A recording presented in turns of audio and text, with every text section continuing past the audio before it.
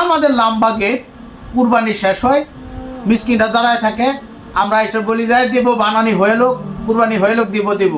যখন কুরবানি শেষ হয়, গরু বানানি শেষ হয়, গেটের ভিতরে গরুর গোস্ত নিয়ে ঠাস করে গেট লাগাই দিই। আর গেটের মধ্যে থাবড়াইতে থাকে, টোকাইতে থাকে, ভাই গোস্ত দিবেন নাকি? কবে গোস্ত দেওয়া শেষ? বায়না গোস্ত, এমনিতেই বায়না গোস্ত। আমরা লম্বা লম্বা গেট বানাই লিছি। এখন তো আবার আরেক চালাকি করতেছে। আরেক চালাকি কি? কুরবানি 3 দিন পর্যন্ত যাওয়া যায় না, যা 2 লাখ টাকা, 3 লাখ টাকা, 5 লাখ টাকা বাজেট, সে 2টা গরু কিনতেছে। একটা গরু কিনা তার নিজের ভাড়াটিয়াদের দিতেছে, আত্মীয় স্বজনদের দিতেছে, আর একটা গরু পরের দিন কুরবানি দিতেছে, দিয়া পুরাটাই হ্যাঁ করে নিয়ে যেতেছে। ওই একটা তো গরিব দিকে দিচ্ছি, আর একটা আমার লেগে, আরেকটা আমার লেগে রেখে দিই পরের দিন, যাতে মানুষ ডিস্টার্ব না করে। পরের দিন একটু ডিস্টার্ব কম না, পুরা গরুটাই নেন, তার সুদ্ধা খেয়ালেই পরে। আর তো গরুর খুঁড়াটাও খেয়ালায়। 5 লাখ টাকা আপনার বাজেট, 5 লাখ টাকার গরু কিনবেন, কুরবানি আল্লাহকে রাজি খুশি করার জন্য কিনবেন, এবং গরুটা সুন্দর দেখে কিনবেন। কোনো গরুর মাংসের ওজন দেখে কিনবেন না। আর যদি ওজন দেখে কিনেন, যে আমি গরিব দুঃখীদের দিব, ভালো একটা গরু ওজনওয়ালা কিনি, বেশি ওজনওয়ালা কিনতে পারলে বেশি অসহায় মানুষদের দিতে পারবো, সেই মনোভাব নিয়ে কিনবেন। নিখুঁত, কোনো স্পট নাই, অসুস্থ গরু কিনবেন না, সুস্থ গরু কিনবেন।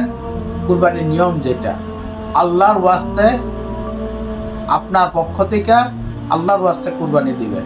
তা আল্লাহর ওয়াস্তে আপনার পক্ষ থেকে কুরবানি দিতেছেন, আল্লাহ তাআলার কুরবানির গোশত আপনি ফ্রিজে রেখে খেয়ে নেবেন, জায়েজ, ঠিক আছে। যদি আপনি মানুষ না পান দেয়ার, তাইলে আপনার কাছে জায়েজ, যে আপনি সারা বছর এই যাবেন। মানুষ পাইতেছেন দেওয়ার, তাইলে আবার পা জায়েজ কেমনে হয় সেটা বুঝাইয়া বলেন। আপনারা তো অনুপ্রেরণা দিতেছেন যে এমন কোনো মারপুত আছে নাকি যে এবার গরু কুরবানি না দেয়া 2 লাখ টাকার খাসি কিনবো, তারপর গরিবদের একটা করে খাসি দিয়ে দিব, হ্যাঁ, আর নিজে একটা খাসি কুরবানি করব, এরকম মায়ের পুত আছে নাকি? এরকম দানেওয়ালা আছে নাকি? এইদিকে তো উৎসাহ দিতেছেন। তো খাসিদের দিলাম, ওই খাসিওয়ালায় খাসি নিয়ে কি করব? নিজেই বানায় নিজেই করে দিয়ে দিব। অসহায় আরেকটা লোক যদি আরেকটা লোক যাচ্ছে, হ্যাঁ দিত না। এমনি তো আরো মারামারি ফেস না হতো, বাঁচবো।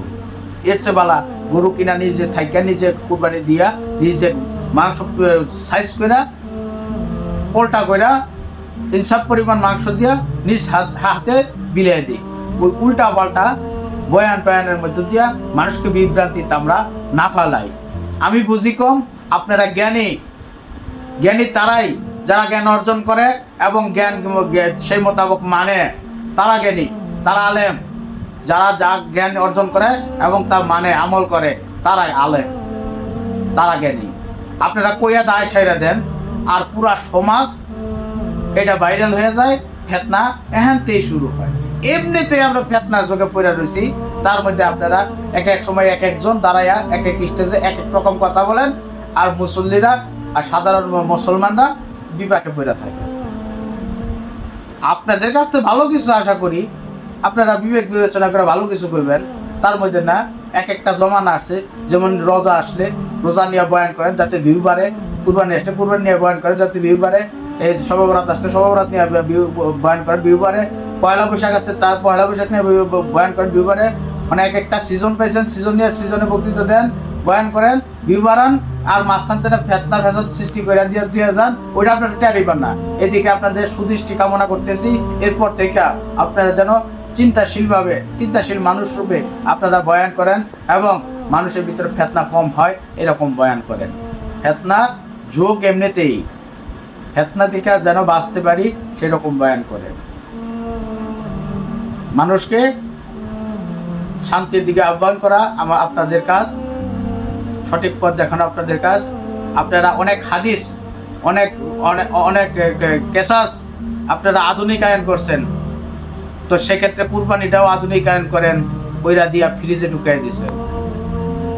সব কিছু আধুনিকায়ন করলে চলবে না, তো ওই হাদিসটাও আধুনিকায়ন করেন যে কুরবানি দিয়া আপনি 5 কেজি রাখেন আর পুরাটাই বিলিয়ে দেন।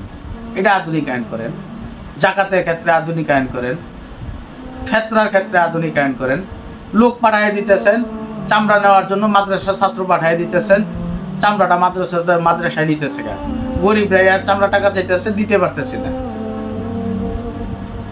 কয় এতিমখানার জন্য চামড়া দিয়ে দেন।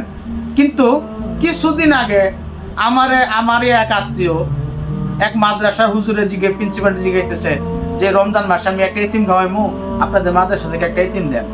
আমার মাদ্রাসায় তো কোনো এতিম নাই। অথচ 3 মাস আগে শীতের সময় বয়ানের যে মাহফিল হয়, মাহফিলে কারি টাকা উঠাইছে সেই এতিমের নামে, যে আমাদের মাদ্রাসায় এতিম দুস্থ লোক পড়ে, তাদের ভরণ পোষণের জন্য যা পারেন দেন। আর যখন আপনি এতিম খাওয়াবেন মসজিদকে, পুরা ডিস্ট্রিক্ট জুড়ে এতিম পাইতেন না, কারণ তারা এতিম ভর্তিই করে না। আবার চামড়ার জন্য পাঠায় দিতেছে এতিমের খরচের জন্য। কয়টা এতিম খাওয়াইতে কত টাকা লাগে? আপনারা তো মাহফিলে নিতেছেন, ধর্নাঢ্য ব্যক্তিদের কাছ থেকে ডোনেশন নিতেছেন, আবার চামড়াও নিতেছেন, জাকাতও কালেকশন করতেছেন। একটা দিকে রেহাই দেন যে গরিব দুঃখী অসহায় মানুষ যাতে পায়, তাদের হাত পর্যন্ত পৌঁছায়। আপনাদের এই সমস্ত কাজ কারবারের কারণে সুদ রিবা বেশি প্রচলন হয়ে গেছে, গরিবের কাছ থেকে রিবা প্রচলন বেশি হয়ে গেছে। এখন গরিবরা রিবার দিকে ছুটতেছে, সুদের উপরে টাকা ছাড়তেছে। কারণ হইতেছে তারা জাকাত পায় না ঠিক মতো। যদি জাকাত পাইতো পয়সা তারা রিবার দিকে যুক্ত না। আচ্ছা, এ নিয়ে আমরা অন্যদিন আর একটা ভিডিও তৈরি করবো, দীর্ঘ আলোচনা এটা নিয়ে, আপনারা অবিরক্ত হয়ে যাবে। তো কুরবানি আল্লাহর ওয়াস্তে দেব এবং গরিব দুঃখীদের মাঝে সমপরিমাণ বন্টন করে দেব, আত্মীয় স্বজনদের বাড়িতে পৌঁছে দেব। ওই ফ্রিজে রাইখা আলাম গরু খাওয়ার চিন্তাধারা মন থেকে ছেড়ে দেন, এতে কাল দূষিত হয়ে যাবে। মাতাল রাজ্জাক একটা কথা বলছিল, সর্বোপরি এই কথাটা বলে নেই, ধৈর্য ধরে শোনেন। মাতাল রাজ্জাক একটা কথা বলছিল যে বড় গরু জবাই কইরা বিয়াই বাড়ি পাঠাইরা এক টুকরা গোস্তে লেগা কান্দে গরিব পোলা পান, ওই মাংস ফ্রিজে থুইয়া খাইলি বছর বরিয়া, গেল পাপে বোঝাই হইয়া, তোর গেল পাপে বোঝাই হইয়া, মরা গাছে শুকনা ডাল, ঘুম দিয়া কাটালি মনা চিরকাল। তো মাতাল রাজ্জাক ওই মদ খাইছে, সে মদ খায় গান লেখছে, খারাপ তো কিছু লেখেন নাই। বর্তমান জমানা তো এটা খাটে। কুরবানি করার পরে বড় রান পাঠাইতেছে বিয়াই বাড়ি, কিন্তু গরিবে পাইতেছে না এক টুকরা মাংস। এটা বয়ানে আপনারাও এটা বইলাও দিতেছেন, ফ্রিজে থুয়াবেন। আমার কথাগুলো ভুল ত্রুটি হলে ক্ষমা দৃষ্টিতে দেখবেন, আমাকে ক্ষমা করবেন। আপনারা আশা করি আপনাদের কাছ থেকে ভালো কিছু আশা করি, তাই সমাজে প্রচার করবেন। ওয়াখির দাওয়ানা আলহামদুলিল্লাহি রাব্বিল আলামিন। আসসালামু আলাইকুম।